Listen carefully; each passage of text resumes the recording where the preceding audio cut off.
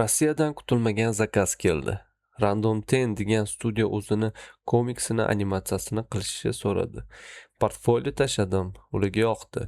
Lekin bir shart bor deyishdi. Ular testoviy vazifa berishdi. Yaxshi tarafi u pulli ekan, yomon tarafi janr sal shubhali ko'rindi. Xullas, bu menga berilgan kadr. Bitta oldingi kadrda personaj politsiyadan qochib ketyapti, shuning uchun kameraga qarab yugurayotgan qilib chizdim. Uchunuyni yubordim.